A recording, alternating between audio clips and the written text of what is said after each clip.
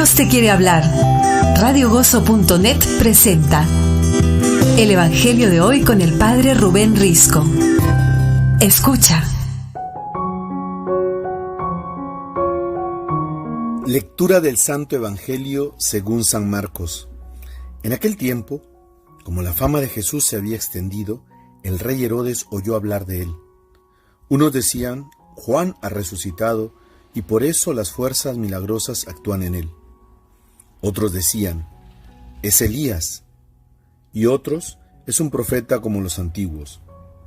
Herodes, al oírlo, decía: es Juan a quien yo decapité, que ha resucitado.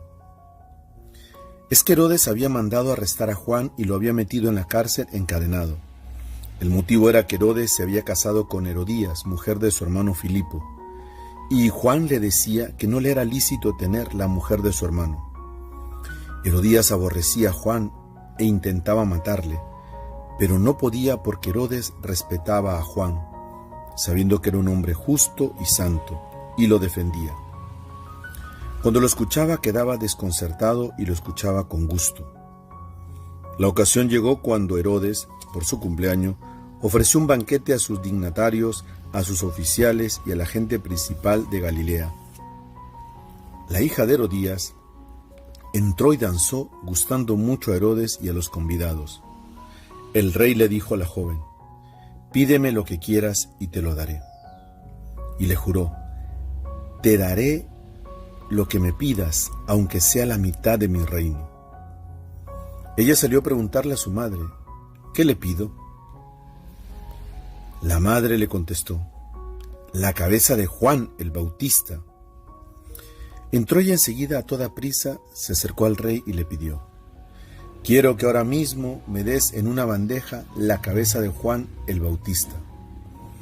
El rey se puso muy triste, pero por el juramento y los convidados no quiso desairarla. Enseguida mandó un verdugo que le trajese la cabeza de Juan. Fue, lo decapitó en la cárcel, trajo la cabeza en una bandeja y se la entregó a la joven. La joven se la entregó a su madre. Al enterarse sus discípulos, fueron a recoger el cadáver y lo enterraron. Palabra del Señor. Queridos hermanos, vemos que después del envío que nos narra el Evangelio de Marcos, hace aquí como una cuña hablándonos del martirio de Juan el Bautista. ¿Por qué? Porque el misionero no tiene que tener miedo a anunciar la palabra, porque la palabra que anuncia es la palabra de Dios, no es su palabra. Y además, como decíamos ayer, la seguridad tiene que ponerla en el Señor, no en las cosas del mundo. Y vemos que frente a la palabra de Dios, que es la verdad y la vida, los reinos de este mundo, los poderes de este mundo, siempre se oponen. Y siempre habrá una oposición. Por eso, cuando alguien predica y anuncia la palabra de Cristo y todo el mundo lo alaba, lo saluda, lo felicita, cuestiones un poco, porque al mundo no le gusta que le digan la verdad.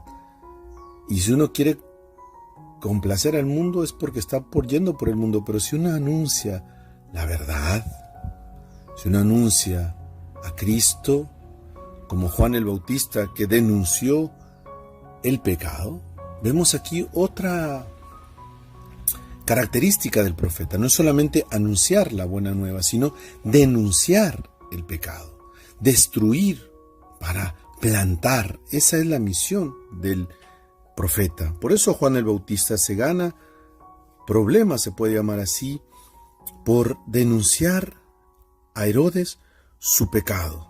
¿Y cuál era su pecado? El adulterio. Nadie se lo decía, él fue capaz de decírselo y por eso lo metieron preso. Pero vemos que detrás del poder de Herodes está Herodías, y se aprovecha de este baile, de esta lujuria, de este rey que ha prometido, medio borracho, todo lo que le pidan, y esta muchacha le pide la cabeza de Juan el Bautista, sabiendo que Juan el Bautista Era un hombre bueno y santo, pero más le importa el que dirán y la promesa que había dicho delante de sus magnates, y manda a cortar la cabeza a un profeta.